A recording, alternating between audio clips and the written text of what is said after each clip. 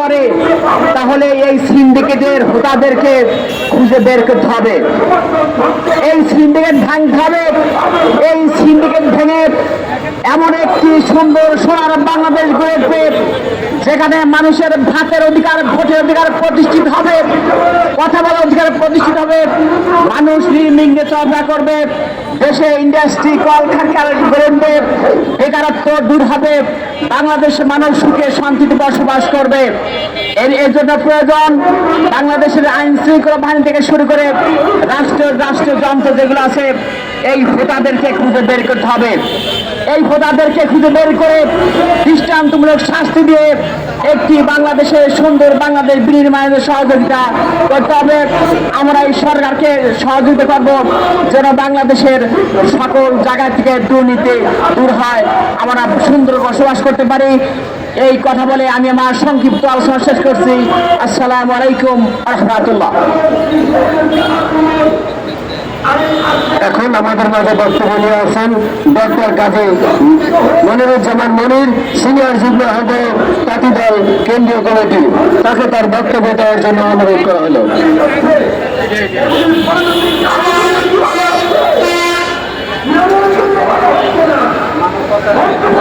বিসমিল্লাহির রহমানির রহিম। অত্যন্ত গুরুত্বপূর্ণ বাংলাদেশের ভয়াবহ একটি চিত্র হচ্ছে মানব পাচার। সেই মানব পাচারের ভুক্তভোগী পরিবার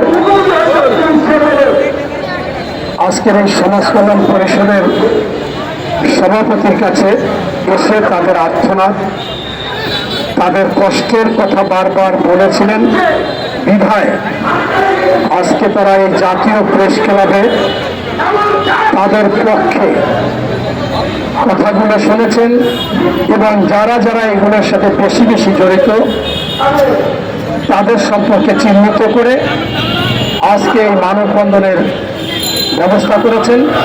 সেই মানববন্ধনের সম্মানিত সভাপতি আমার প্রিয় ভাই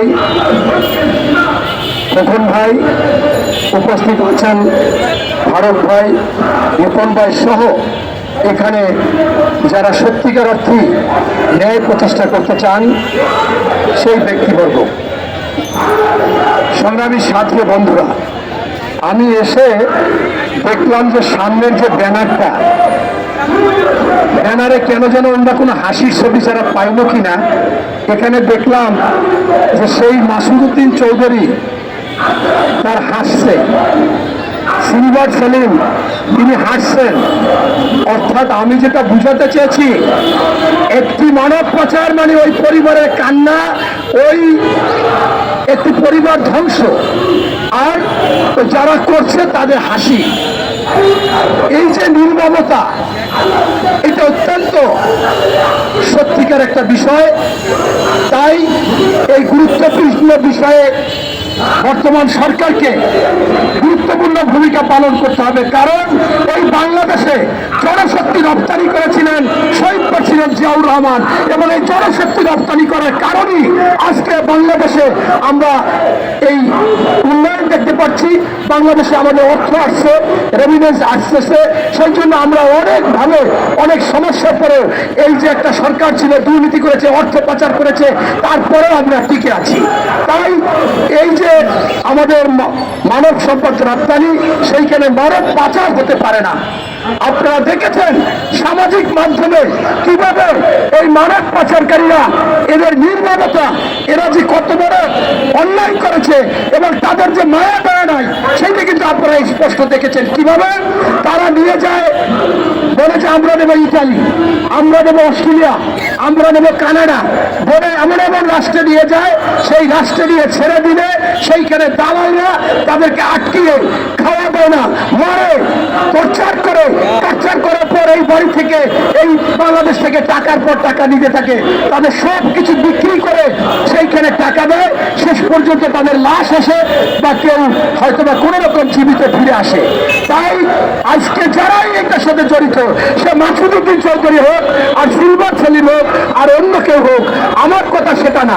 আমার কথা হচ্ছে এই মানব পাচারের সাথে যারা জড়িত তাদের কঠিন বিচার করতে হবে এবং তাদের আইনের আওতায় আনতে হবে, এমন শিক্ষা এমন বিচার করতে হবে যাতে কেউ এই মানব পাচার করতে সাহস না পায়। এবং আজকে যাদেরকে আপনারা বিভিন্ন জায়গায় দালাল দেখেন, এই দালালদের মূল দালাল হচ্ছে এই যারা এই